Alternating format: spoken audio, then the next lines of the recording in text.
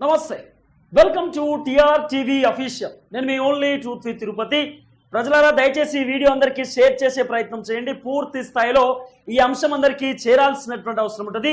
తెలంగాణ మాజీ ముఖ్యమంత్రి BRS party అధినేత కల్వకుంట్ల చంద్రశేఖరరావు గారి కుమారుడు కేటీ రామారావుకి సంబంధించినటువంటి జన్వాడ ఫామ్ హౌస్ కూల్చివేతకు గురయ్యేటటువంటి పరిస్థితి కనబడుతున్నటువంటి సిచ్యువేషన్. ఎందుకంటే హైడ్రా రంగంలోకి దిగినటువంటి ఆ దాఖలాలు కూడా మనం పూర్తి స్థాయిలో చూస్తున్నాం. కాంగ్రెస్ పార్టీ నేతలకు సంబంధించినటువంటి అక్రమ కట్టడాలని కూడా హైడ్రా ఉపేక్షించేటటువంటి అవకాశం కనబడట్లేదు.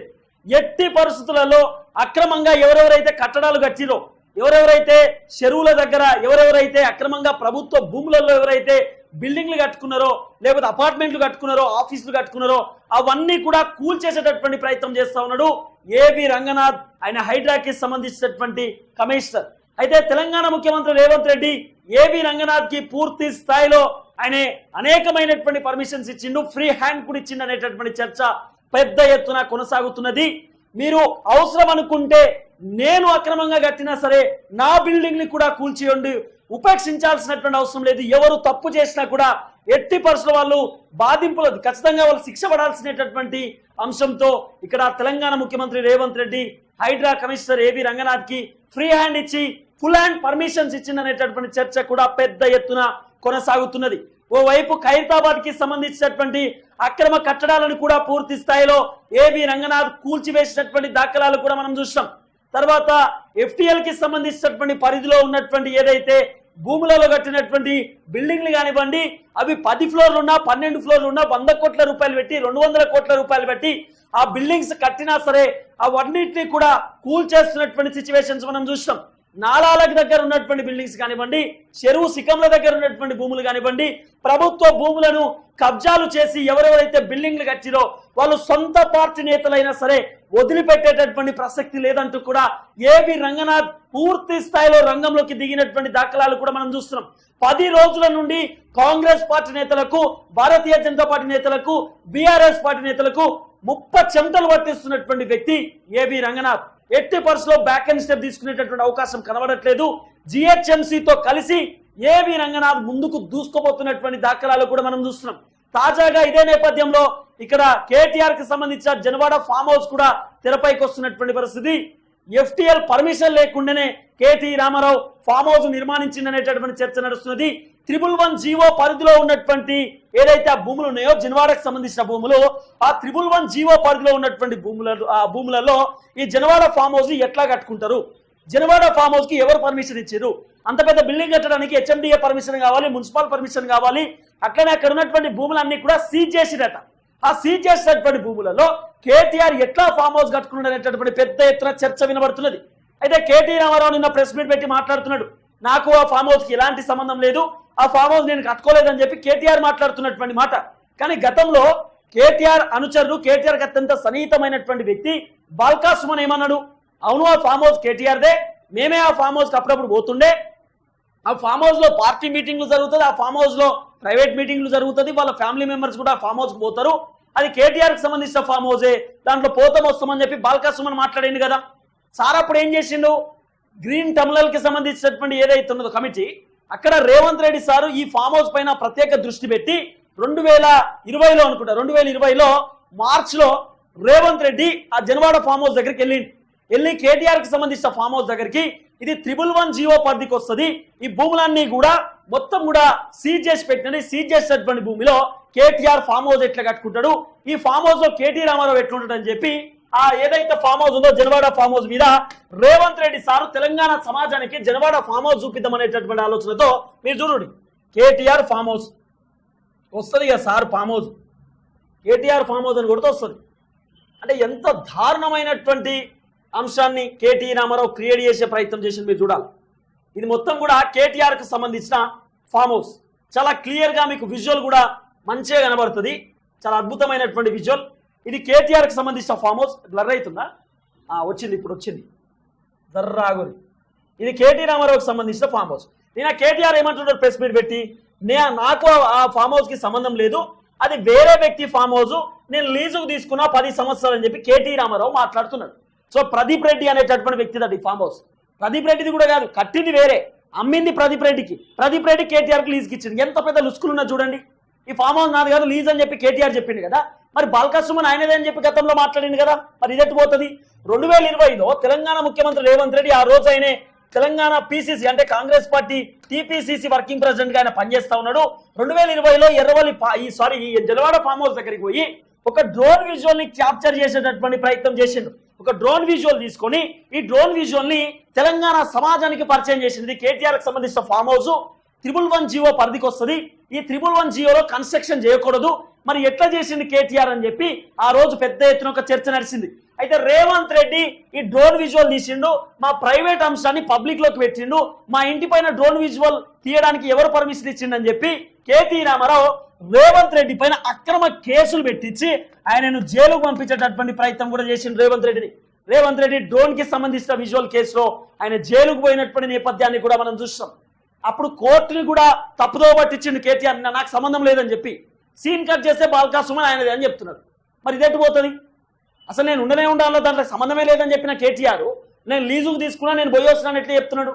ఒక్కరోజు ఫామ్ హౌస్ పోయినా కూడా నువ్వు పోయినట్టే కదా లెక్క, మరి అసలే సంబంధం లేదని ఎట్లా చెప్తున్నావు? మరి ఇంకో పాయింట్ ఏంటంటే ఈ జనవాడ ఫామ్ హౌస్ 2014లో కన్స్ట్రక్షన్ స్టార్ట్ అయింది. 2014లో కింద ఇక మొత్తం ఈ గచ్చు పోసుడు ఇదంతా ముగ్గులు పోసుడు రోడ్లు వేసుడు ఇదంతా కూడా 2014లో స్టార్ట్. 2014లో తెలంగాణ ఏర్పడ్డది. తెలంగాణ మాజీ ముఖ్యమంత్రి కేసీఆర్ ఏమో ఈ రాష్ట్రానికి తెలంగాణ ముఖ్యమంత్రిగా ప్రమాణ స్వీకారం చేసిండు. కేటీ రామారావు ఏమో మంత్రి పదవిలో ఉన్నాడు. ఇదే కేటీఆర్ ఎమ్మెల్యేగా కూడా గెలిచిండు. మరి కేటీఆర్ కవిత వీళ్ళందరూ కూడా పదవులలో ఉన్నప్పుడే కదా ఈ ఫామ్ హౌస్ కన్స్ట్రక్షన్ స్టార్ట్ అయింది. 2015కు వచ్చేసరికి సెకండ్ ఫ్లోర్ కట్టినారు. 2015లో సెకండ్ ఫ్లోర్ కట్టినారు. 2016 వచ్చేసరికి మొత్తం ఫామ్ హౌస్ రెడీ చేసి పెట్టిన రోడ్లు గీట్లు ఇవన్నీ మొత్తం లోపల ఏది స్విమ్మింగ్ పూల్ ఆ హాళ్ళు ఆ కథ బంగ్లా మొత్తం కట్టి రెడీ పెట్టిరండి. ఇంకోటి ఏంటంటే ఈ రోడ్ ఏదైతున్నదో కేటీఆర్ కి సంబంధించిన ఈ ఫామ్ హౌస్ రోడ్డు ఈ రోడ్డు మొత్తం కూడా బ్లాక్ చేసి పెట్టిరు. ఇది మొత్తం కూడా 311 సర్వే నెంబర్ కిందికి వస్తుంది. 311 సర్వే నెంబర్. ఈ సర్వే నెంబరు మొత్తం 100 కిందికి వస్తుంది. 111 జియో కిందికి వస్తుంది. 111 జియోలో అసలు కన్స్ట్రక్షన్ చేయవద్దు. అక్కడ ఒక కాంట్రాక్ట్ ఏమంటారు అక్కడ ఒక కంకర్లు చేయవచ్చు, ఇసుక పోయవద్దు, ఏది పోయొద్దు, ఇక కాంక్రీట్ పెట్టొద్దు ఇక్కడ. అసలు దాంట్లో కన్స్ట్రక్షన్ చేసి పడేసింది కేటీఆర్ బ్రో. కేటీఆర్కి ఏం చెప్పాలా? మళ్ళీ ఇంకో ఆప్షన్ ఏంటంటే ఇదే కేటీఆర్ నాకు సంబంధం లేదని చెప్పి 2014లో కన్స్ట్రక్షన్ అయింది. ఇగో దీని ముంగట ఇది మొత్తం కూడా నాలా. ఇది కేటీఆర్ సంబంధించిన ఫామ్ హౌస్. ఇది గోడలు, ఇది మొత్తం నాలా. ఇది నాలా మొత్తం. నాలా అంటే దాదాపు ఆ చుట్టుపక్కల ఉన్నటువంటి ప్రాంతాలకు సంబంధించినటువంటి ఆ వరద వర్షం ఆ నీరు మొత్తం కూడా ఇదే నాలా కింది నుండి పోతుంది. ఈ నాలా కింది నుండి పోతే ఈ నాలాని కబ్జా పెట్టి ఈ నాలా పక్కన కార్ పార్కింగ్ల కోసం కట్టుకున్నాడు సారు. కార్ పార్కింగ్ల కోసం ఇదో కట్టుకున్నాడు. మొత్తం కబ్జా పెట్టిండు. దాదాపు ఇది 30 నుండి 35 కిలోమీటర్ల నాలానట. 30 నుండి 35 కిలోమీటర్ల వరద పోరుతుంది దాంట్లోకి, ఇలా కాలువలకి వెళ్ళి పెద్ద ఎత్తున కాలువది. ఆ కాలువని కబ్జా పెట్టి ఆ కాలువ కబ్జా ప్లేస్ లో రోడ్డు నిర్మాయించుకున్నాడు. తర్వాత గోడలు కట్టుకున్నాడు. పెద్దది, చాలా పెద్ద ఫామ్ హౌస్. ఇది చిన్న ఫామ్ హౌస్ ఇంకా చాలా పెద్ద ఎత్తున ఫామ్ హౌస్ కట్టుకున్నాడు సారు. దాదాపు కోట్ల రూపాయలతో నిర్మించిండు. హెచ్ఎండిఏ పర్మిషన్ లేదు, ఏది లేదు. నిన్న హైకోర్టులో పెద్ద ఎత్తున దీనిపైన ఒక విచారణ జరిగింది.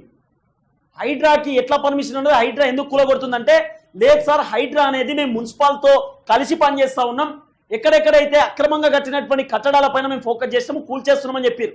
మళ్ళీ హైకోర్టు ఎట్లా కూల్చేస్తున్నారు, ఏమన్నా మీరు కూల్చేసేటప్పుడు ఏమైనా చెప్తున్నారో వాళ్ళకి ఇంటిమేషన్ ఇస్తున్నా అంటే లేదు సార్, మేము మీరు అక్రమంగా కట్టినామని చెప్పి మేము ఆల్రెడీ వాళ్ళకు నోటీస్ ఇస్తా ఉన్నాం. ఆ నోటీస్ ఇచ్చిన తర్వాత ఎస్ మీరు కూలగొట్టండి వాళ్ళు చెప్పిన తర్వాత కూలగొడుతున్నాం సార్ అని చెప్పి నిన్న చాలా క్లియర్గా హైడ్రా చెప్పింది. నిన్న పెద్ద ఎత్తున కోర్టులో ఒక వాదనలు జరిగింది. ఏమని చెప్పింది కోర్టు, హైకోర్టు కూడా మీరు కూల్చేస్తే కూల్చేయండి, ఇబ్బంది లేదు, కానీ ఈ మొత్తం డాక్యుమెంట్స్ అని తీసుకునే ప్రయత్నం చేయండి. ఈ డాక్యుమెంట్స్ తీసుకోండి, వాళ్ళు నిజంగా కరెక్ట్ అన్ని పర్మిషన్ తీసుకొని కట్టినా కట్టలేదా ఏబి రంగనాథ్ గారు దయచేసి మీరు వెరిఫై చేయండి అంటూ కూడా కోర్టు చాలా క్లియర్గా ఏబి రంగనాథ్కి ఇన్స్ట్రక్షన్స్ కూడా ఇచ్చింది. సో ఏబి రంగనాథ్ పూర్తి స్థాయిలో డాక్యుమెంట్స్ తీసుకోవడానికి రెడీగా ఉన్నాడు. మీకు ఎవరు పర్మిషన్ ఇచ్చారంటే గ్రామ పంచాయతీ పర్మిషన్ ఇచ్చిందని చెప్తున్నారు. గ్రామ పంచాయతీ పర్మిషన్ ఇస్తే కట్టినాడు. ఇంత పెద్ద బిల్డింగ్ గ్రామ పంచాయతీ పర్మిషన్ ఇస్తే కట్టినాడు. ఏ ఊళ్ళైనా జరుగుతాయి ఇట్లా? 111 జియో పరిధిలో ఉన్నటువంటి భూములలో గ్రామ పంచాయతీ పర్మిషన్ ఇంత పెద్ద బిల్డింగ్ కడతారా? 100 కోట్లు పెట్టి కడతారా అంటున్నా. మన కేటీఆర్కి నాకు సంబంధం లేదంటాడు. మళ్ళీ ఇదే కేటీఆర్ మున్సిపల్ శాఖ మంత్రిగా పనిచేసిండు, ఐటీ శాఖ మంత్రిగా పనిచేసిండు. తెలంగాణలో కీరోల్ పాత్ర పోషించిన బుద్ధున్నారు కదా ఏమైనా ఇవన్నీ కబ్జాలు పెట్టొద్దని చెప్పి ఈ నాలా కబ్జా పెట్టిండు. దాదాపు 30 నుండి 35 కిలోమీటర్లు ఈ నాలా ఎడిగిపోతుంది తెలుసా. ఈ కాలువ హుసేన్ సాగర్ దిక్కు వస్తున్నట్టు నీళ్లు, హుసేన్ సాగర్కి వచ్చేటటువంటి నీళ్ళు ఇక్కడ బంద్ చేసిండు. ఈ మొత్తం చుట్టుపక్కల గిట్ సైడ్ ఉంటుంది, గిట్ సైడ్ కూడా ఆ పెద్ద ఎత్తున నాలా ఉంటుంది. ఈ నాలాని కబ్జా పెట్టి పడేసి ఆడ గోడలు కట్టిండు. ఈ నాలాలో మొత్తం నీళ్ళే ఉంటాయి, ఇటు మొత్తం కూడా స్టోరేజ్ అయి ఉంది నీళ్లు. ఎక్కడెక్కడ నీళ్ళు ఆగిపోయినాయి. ఆ చుట్టుపక్కల ప్రాంతాల వల్ల చాలా ఇబ్బంది పడుతున్నారు. మొత్తం అక్కడ డ్రైనేజ్ అయిపోయింది, మొత్తం ఆగమాగమైంది అది కథ అంతా. ఇంత పెద్ద ఎత్తున కేటీ రామారావు దందా చేసింది. కాబట్టి ఇది మొత్తం కూడా అక్రమ కట్టడాలు, అక్రమంగా ఇది మొత్తం కట్టేటటువంటి ప్రయత్నం చేసినంటూ కూడా పెద్ద ఎత్తున చర్చ నడుస్తా ఉన్నది. దాదాపు ఇది మొత్తం కూడా ఏది నాలాకి సంబంధించి ఈ నాలాలో ఇది మొత్తం కూడా డ్రైనేజ్ ఫామ్ అయింది. ఇక్కడ 30 నుండి 35 కిలోమీటర్లు ఇది హుసేన్ సాగర్కు పోయేటటువంటిది. తర్వాత ఇక్కడ కూడా నాలా అనేటటువంటి అంశం వినబడుతున్నది. తర్వాత ఇక కేటీఆర్ ఇటువంటి వెహికల్స్ వస్తాడండి, ఇటువంటి వెహికల్స్ వస్తాడు కేటీఆర్ సార్. ఇంకోటి ఏం జరిగిందా మీకు ఇంకో విషయం కూడా చెప్పాలా. ఇంకోటి ఏం జరిగిందట అంటే కేటీఆర్ తెలంగాణకు ముఖ్యమంత్రి అవుతాడని చెప్పి అక్కడ ఒక స్కూల్ కన్స్ట్రక్షన్ చేద్దామనే ఆలోచనలో ఉంటుండేనట కొంతమంది. అక్కడ స్కూల్ కన్స్ట్రక్షన్ చేపించకుండా కేటీఆర్ ముఖ్యమంత్రి అయితే ఇబ్బంది అవుతుంది కాబట్టి మీరు స్కూల్ కన్స్ట్రక్షన్ చేయొద్దంటూ కూడా అక్కడ ఉన్నటువంటి చాలా మంది వాళ్ళని బెదిరించేటటువంటి ప్రయత్నం చేసిన కేటీఆర్కి సంబంధించినటువంటి అనుచరులు. సో కాబట్టి ఈ ఫామ్ హౌస్ అంతా కూడా ఇప్పుడు కొలాబ్ చేద్దామనే ఆలోచనతో హైడ్రా కనబడుతున్నది. ఇది మొత్తం కూడా అక్రమంగా కట్టినటువంటి కట్టడాలే, వేరే ఆప్షన్ ఏం లేదు. మొత్తం అక్రమంగా కట్టిందే ఇదంతా. కాబట్టి ఇదంతా కూల్చేయాల్సినటువంటి బాధ్యత ఏబి రంగనాథ్ కుందనేటటువంటి చర్చ వినబడుతున్నది. హైడ్రా దీనిపైన పూర్తి స్థాయిలో రంగంలోకి దిగినటువంటి పరిస్థితి. ఎట్టి పరిస్థితిలో కూల్చేయడమే తప్ప వేరే ఆప్షన్ కనబడేటటువంటి సిచ్యువేషన్ లేదు. సో చూద్దాం ఏం జరగబోతుందో, కేటీఆర్ డ్రామాలు ఎక్కడి వరకు ముందుకు పోతుందని.